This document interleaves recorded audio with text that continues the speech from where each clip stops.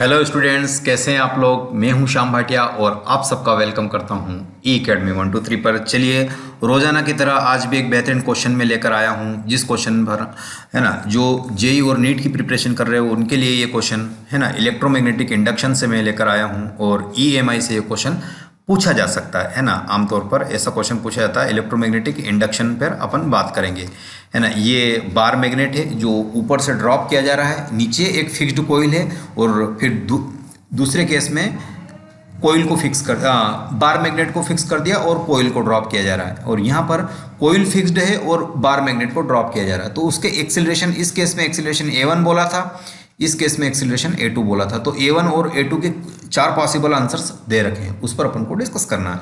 तो ये क्वेश्चन बेहतरीन है, इससे आपके कंसेप्ट होगा, इसमें ज़्यादा कैलकुलेशन नहीं है लेकिन आपके आइडिया डेवलप होंगे, है ना। जब कभी भी ऐसे क्वेश्चन आते हैं तो ये कंसेप्चुअल एरर के कारण दिक्कत हो जाती है। तो चलो इसको सॉल्व करते हैं। और जैसा कि मैं अनअकैडमी पर भी पढ़ाता हूँ, तो इसके अलावा ये बात भी आपको पता होना चाहिए कि अनअकैडमी पर भी एक चीज़ है ना, अभी जो चल रही है वहाँ पर, है ना, सुपर 20 वाला एक प्रोग्राम चल रहा है जिसमें आप क्या कर सकते हैं, टॉप 500 एजुकेटर्स जो रहेंगे वो 2 डेज का बूट कैंप, है ना, ये वाली जो फास्ट ट्रैक कर सकते हैं आप अपनी प्रिपरेशन को, है ना। जो लोग सिलेक्टेड हैं वो लोग ज्वाइन कर सकते हैं। ये नवंबर 30 से लगाकर दिसंबर 12 तक चलने वाली प्लानिंग है ना, जिसमें इंटरेक्टिव गाइडेंस होगा, सेशंस होगा, है ना, टॉप एजुकेटर के द्वारा। जो लोग सिलेक्ट हो चुके हैं वो लोग और अच्छे एजुकेटर आपको समझाएंगे कि कैसे कैसे करना। तो ये सारी चीज़ कर सकते हैं। यहाँ पर आपको कोड यूज़ करना है, श्याम भाटिया फिजिक्स कोड आप यूज़ करके इसको आगे प्रोसीड कर सकते हैं, है ना। तो ये जो टेस्ट होगा सुपर 20 वाला, इसमें क्या 30 क्वेश्चन आएंगे और 60 मिनट होंगे, यानी 1 घंटे में आपको 30 क्वेश्चन सॉल्व करना है।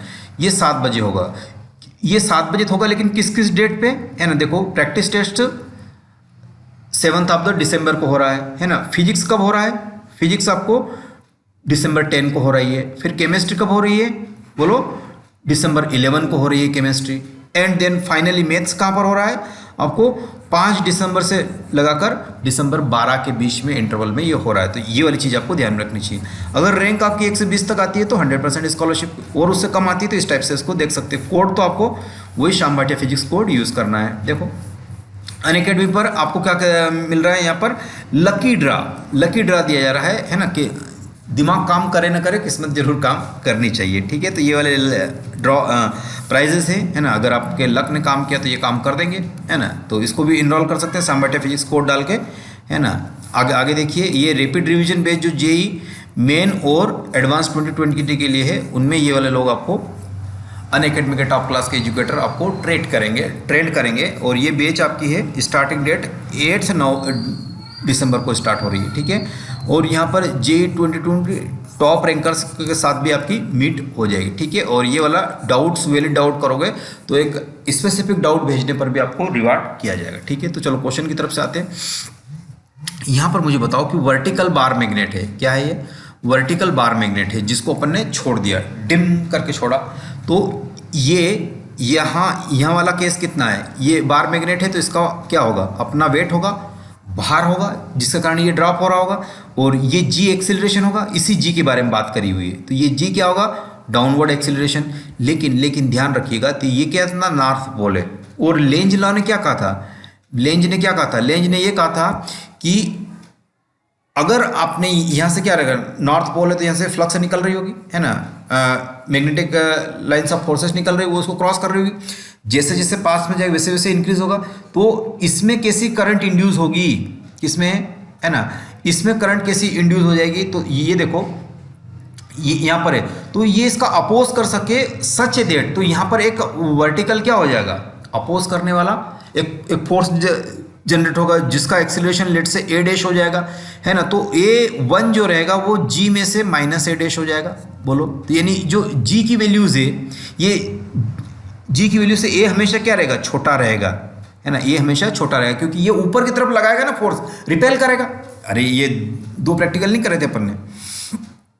ये जब पास में जाता है तब इसका अपोज करता है, और ये जब यहाँ से दूर जाता है बेचारा, है ना, दूर जाता है तब भी उसका अपोज करता है। पास में आता है तो ये एन पोल, है ना, तो ये भी इसमें एन पोल बन जाता है। ये जब दूर जाता है तो ये तो रहेगा तो एन पोल, और यहाँ पर क्या बन जाएगा? South pole. तो ये अट्रैक्ट करेगा, दूर जाएगा तो दूर नहीं जाने देगा, पास आएगा तो पास नहीं आने देगा, है ना, क्योंकि ये कंजर्वेशन ऑफ एनर्जी पर बेस्ड है।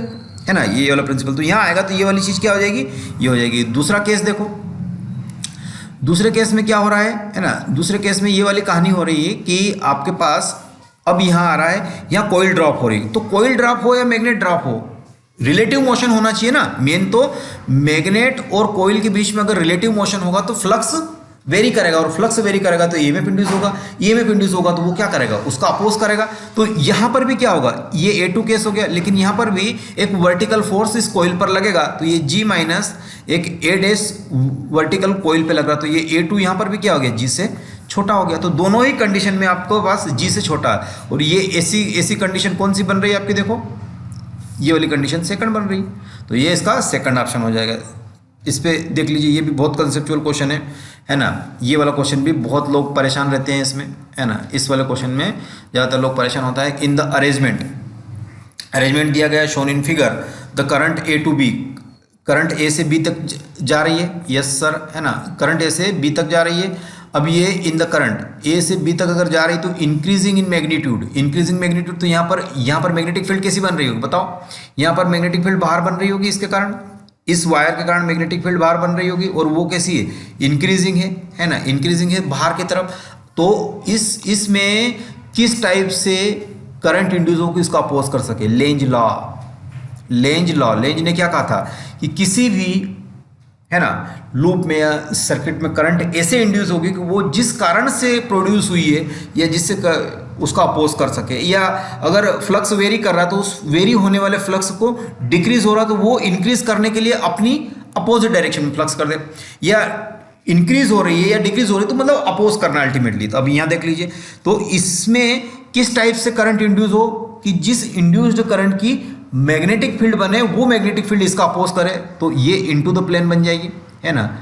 ये वाली कौन सी मैग्नेटिक फील्ड है, इंड्यूस्ड मैग्नेटिक फील्ड है ना। ये कौन सी मैग्नेटिक फील्ड है, इंड्यूस्ड मैग्नेटिक फील्ड है, ठीक है। और ये डॉट वाली क्या है, डॉट वाली बाहर की तरफ है ना। तो ये मैग्नेटिक फील्ड कौन सी है, बोलो जल्दी से, ये मैग्नेटिक, है ना, फील्ड कौन सी है, ड्यू टू वायर, है ना, ड्यू टू वायर, जो वायर यहाँ जा रहा है इसके कारण है ना। तो ये बाहर आ रही है और एक अंदर जा रही है, तो इसमें, और ये अंदर कब जाएगी, जब इसकी डायरेक्शन कैसी हो, क्लॉकवाइज हो, है ना, क्लॉकवाइज हो, तभी तो इंड्यूस्ड मैग्नेटिक फील्ड की डायरेक्शन अंदर की तरफ होगी, तो और वो अंदर होगा तभी तो जो बाहर आ रही मैग्नेटिक फील्ड इसका अपोज कर सके। ये कैसे होगा, ये देखो ऐसा रूल करो तो ये इधर आउटवर्ड, लेकिन अंदर तो ये इनवर्ड होगी। तो यानी कहने का अर्थ कि अगर मैं यहाँ से इसको, है ना, ऐसे कर्ल करूं, यानी ये मान लो कि ये मेरे पास R है और ये करंट I है ना, तो और I की डायरेक्शन में DL लेते हैं, तो DL क्रॉस R की डायरेक्शन क्या होगी, आउटवर्ड होगी, आउटवर्ड। और इस आउटवर्ड का अपोज कौन करेगी, इंड्यूस्ड मैग्नेटिक फील्ड करेगी। तो वो कैसी होगी, वो करंट को मस्ट ऐसे होना चाहिए तभी जाके ये होगा, तो ये एक दूसरे का क्या कर सकेगा, अपोज कर सकेगा। तो ये क्लॉकवाइज डायरेक्शन होनी चाहिए। समझ में आया। तो इस टाइप से बहुत सारे क्वेश्चन अपन डिस्कस कर सकते हैं, लेकिन ये वीडियो यहीं तक का, और भी अगर आपको कोई डाउट वगैरह हो तो डिस्कस करेंगे। थैंक यू, बाय बाय, मिलते हैं।